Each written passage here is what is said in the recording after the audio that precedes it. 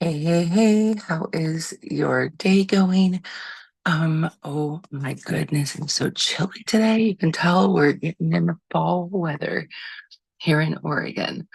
Um, Today I just want to talk about um consistency. I was just writing about how this week I've really been focusing on remaining consistent with my habits that I'm learning and habits that I already am affirming that I've been working on for some time, that I've developed over the course of starting my journey.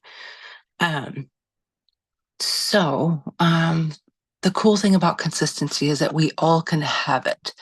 A lot of people don't believe that they can have order and consistency, but it is absolutely something that we can all obtain. So, consistency in the dictionary is conformity. It's an application of something, typically that which is necessary for the sake of logic, accuracy, or fairness. The grading system is to, this is an example, the grading system is to be streamlined to ensure greater consistency. Basically, they want to ensure that everything has evenness and steadiness and stability. Um, and also it can refer to like a substance, typically a liquid or something that you hold together, that you want held together, or that you want to um, have become more thicker or dense or firmness. It's just little things. If you think about, when you're looking for things, you're looking for orderliness. You're looking for something um, to be reliable, right? Dependable. And so that's what consistency really is, something that we all need. It's a non-negotiable. When we have order in our life, things seem to go so smoothly and so effortlessly. But when we don't have that order in our life, the struggle can be completely real. Um, and it's it's not about getting like the goal or making the money. It's about the journey and the destination and developing yourself along the way. And so, what I used to do is I would start a new habit and I would do it for a week, maybe two, and then I would fall off, right? I would fall off. And then I would beat myself up and I would get so frustrated that I wouldn't try it again. I would quit. And I was a professional quitter. Like, if something didn't go my way the first time, I didn't want to try again and waste time, right? And I think that is just so silly because if we think about electricity and how it was invented, um, we would not have electricity if the inventor literally said after the first time, I don't want to try again, that didn't work. Do you know it took over 1,000 times and over 1,000 failures before electricity was discovered the way it is today and created? And so imagine if all of those 999 times, right? The 1,001 times that they attempted it and failed, if at any given moment they just decided, that's it, it's not for me, I quit. We wouldn't have electricity necessarily the way we have it today, right? And so it wouldn't have been invented like when it was invented. It wouldn't have been discovered when it was discovered, right? And so they literally focused on consistently trying to be 1% better each day and giving it their best shot. And they were dedicated to their goal and they were doing repetitive actions consistently in the path to the success. And so when one way didn't try, they thought of a new way and gave that a shot. And they just kept trying. And if it didn't try the first time, they still tried it that way another time too, because something could have just by default, it could have had a bad bug in it, or like one of the chemicals weren't, reacting right. Like you just never know what it is, right? And so they just kept being dedicated to their goal. They knew that their end result was electricity, and that was all they focused on, was making that happen, but allowing it to happen, not just making it happen. They were allowing it by continuously giving it their best effort, right? By consistently just trying each day. So um how do we like develop the key meanings of consistency so that we know what to do to become consistent? Okay. So first is you have to decide what your goal is and what you're willing to be dedicated to, and do you really love it? If you don't really love it, you're not going to be dedicated to it. Like, let's just be transparent and honest. There may be parts of it that you love, and that's fine. You can latch onto those parts of the goal that you love, right? But you want to make sure not to latch onto the what you're going to get part, and you want to latch onto what you're going to give to others, because a big part of the goal is what can you give to others. And it's not really about the getting, it's about the giving. And if you know that part, you're going to be dedicated to that goal. And then the first thing you're going to want to do is focus on the present. So while maintaining a long-term vision, and you see yourself from the end already, you already got the goal, you already know it's there. If you can think it, you can hold it, you can do it, you can get it, you can obtain it, it's yours already. So the knowing is that it's already there. You picture your mind's eye and your future version of yourself already hitting that goal. You have that long-term vision in your mind, and you should be focusing on what you're doing in the moment. So you develop a list each day of 6 tasks that you're going to do throughout your day, business, personal, whatever it is, right? You want a mixture of both. And you want to do those things on that list. And you don't want to overstimulate and overwhelm yourself. But if you intentionally are intuitively called to go take action, don't sit on that. Go take action. Even if it's not on your list, if you're intuitively called to go start writing your book, go write your book. If you're intuitively called to go create a program, go create a program. If you're intuitively called to line up some coach calls, go line up some coach calls. If you're intuitively called to go create a new recipe, go create a new recipe. Do you get the point? Like, don't ignore that guidance, but have your list there. Then you're focusing on the present while you're holding that long-term vision and crystal clear goal in your head and your mind's eye. And you're really just, that's already done. And then you're focusing on what you're going to do in the moment. So who can you serve, right? The next thing is repetition. You should repeat the same actions, habits, and rituals and adjust them based on feedback.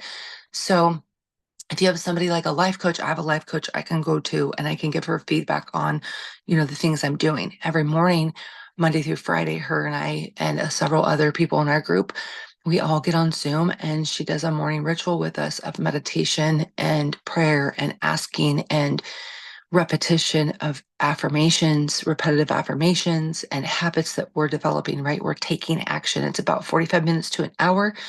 And then I do it on the weekends myself. I have recordings of her. Like, it's just incredible, right? And it sets my tone for the day. It sets the mood for my day. And so that's the first thing I do every single morning. And it's just incredible and it feels good. And then, so you need to develop some sort of thing. We do our gratitude journaling during that time. We write down 10 things that we're grateful for. We also write down our goal 3 times. So we each have our own goal, and we've solidified it with her. She's helped us develop it. If somebody needs help with that, I'm welcome to help you. And just reach out, and we literally we go over that and rewrite that down. And then we do our prayer and our meditation. We take ourselves to our higher self, and we focus on our higher faculties, and we really develop that mind's eye and creating order. It's creating order, and that repetition is what's creating the order, which helping us align to everything that we want to attract, everything we're asking God for, right?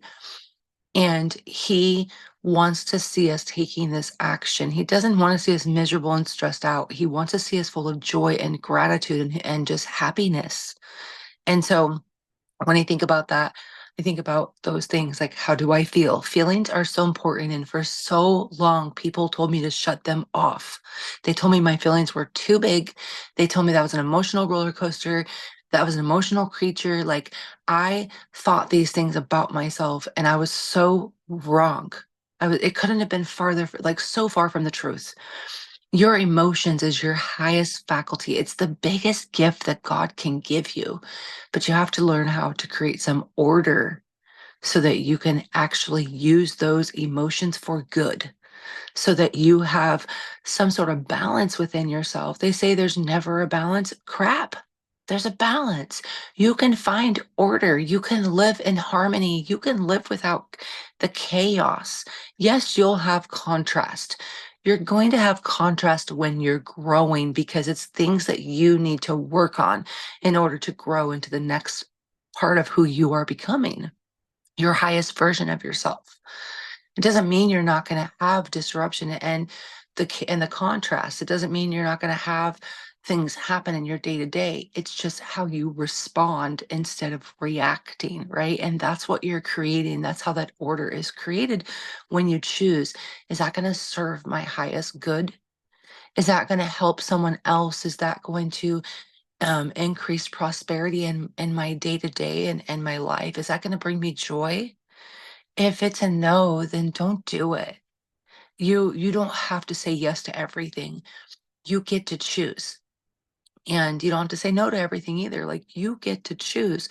But does it feel good? Like, don't sit in a room if it doesn't feel good. Like, there's a difference between being uncomfortable and flat out the energy is low and it doesn't align with yours. Like, that's okay. And so you have to just you have to work through that, and that's self inner work. That's you working on the inside of you, not everything on the outside. It's you working on yourself on the inside, doing the actual work to figure out what habits you want to keep and what habits you would love to change. And you need, if you're getting rid of getting rid of a habit, you should have a habit that you want to replace it with. And that's just a positive, healthy habit you want to replace it with. Just like if you're changing your thoughts, you're going to change complaining to praising. Do you see the difference? Instead of complaining, you're going to find the good and praise. It's not easy, but it is something that we all can do. The more repetitive you are at doing these actions and developing these habits and doing your morning routines and setting that organization for yourself, your evening routines, you can adjust those as needed based off of feedback. But once you've chosen it and it's there, you need to stick with it. Don't just choose it because takes too much time. Don't change it because it's, other people don't understand it. Only change it if it does not align with your future version of yourself. If you don't love it, if you absolutely don't get excited about doing it and don't love it, you shouldn't do it. The next thing is commitment. That's where this comes in, is the consistency requires a long-term commitment, which is like you're doing this to change your life. Your sustained effort will create that commitment, but you have to decide, this is what I want.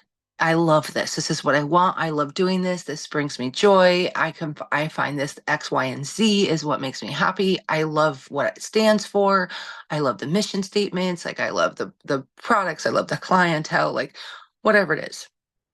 You have to decide and you have to commit, and it's a daily commitment. It's not just one and done. It's a daily commitment to working and becoming 1% better each day, learning to love yourself unconditionally, learning to love others unconditionally, and really just choosing that you want to be committed. And the times you fall off, you get right back on. Kind of like when you're working on eating healthier. It's a habit you're building, right? That goes hand in hand. You're developing that commitment. You've committed to wanting a healthier lifestyle. So you've got to work on sustaining that commitment. And some days you're going to fall off and you just got to get right back on. The next thing is discipline. Discipline involves being disciplined, accountable, and responsible. So I had a hard time taking accountability for my actions and being responsible for the garbage that was created in my life. And there was a part of me for a long time that blamed other people for what was going on with me. And just because things were going on around me involving those other people, I felt like it was a lot of weight that I put on my shoulders, and it wasn't even mine to control. It wasn't even mine to focus on.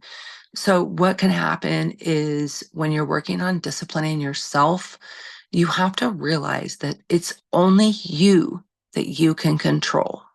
You can control the things that your energy, you can control your words, your thoughts, you can control what you physically say and do. You can also control how you treat people.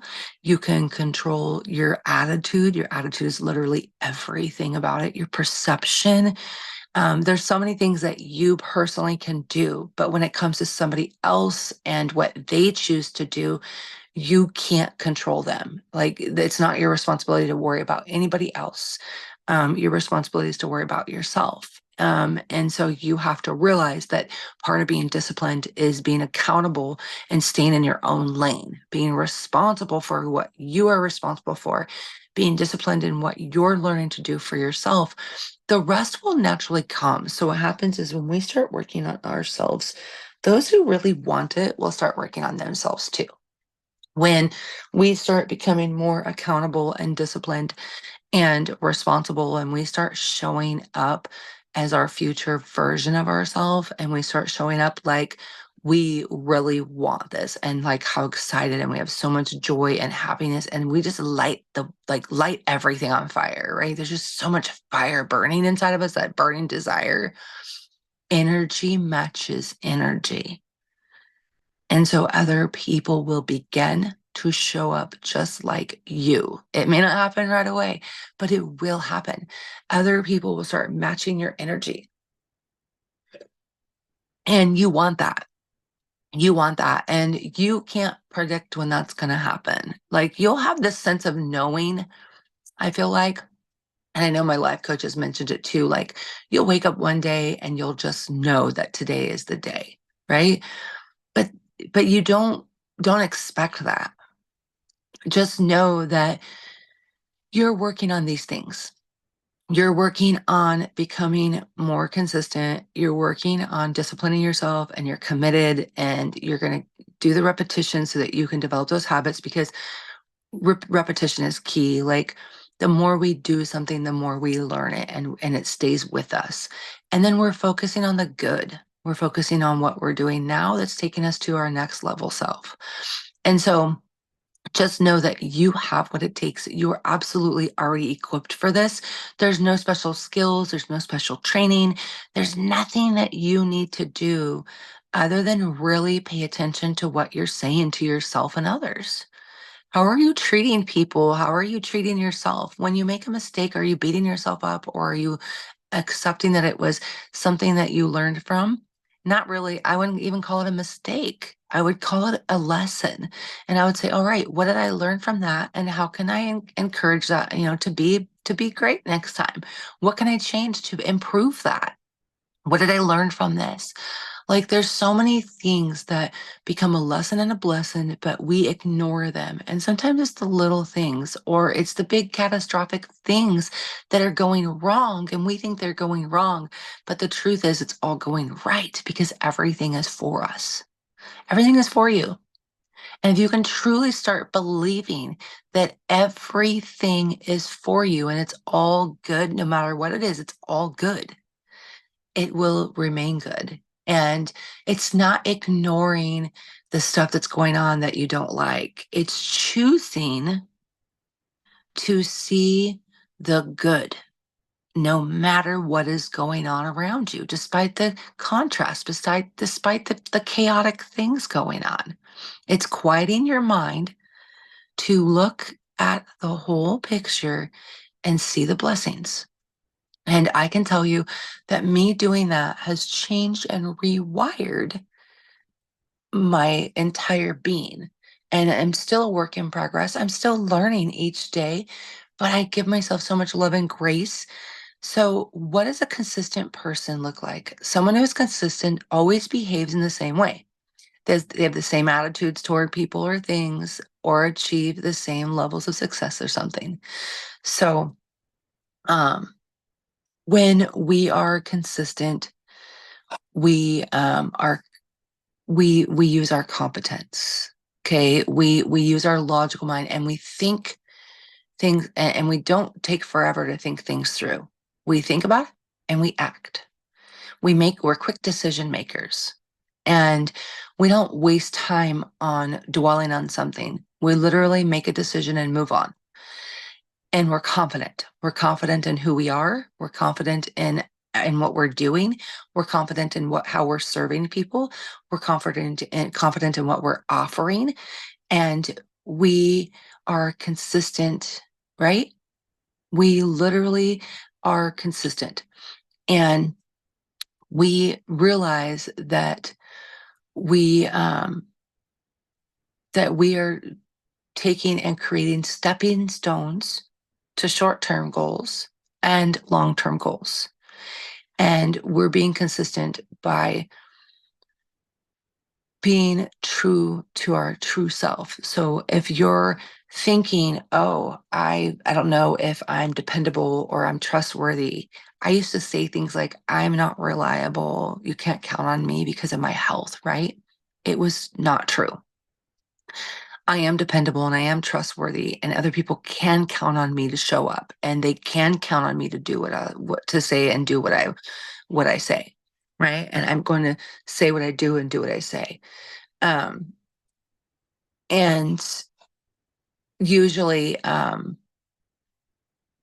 they they are predictable. When you go to them with a problem or issue, you know what you're going to get. Like you know that you're going to get help.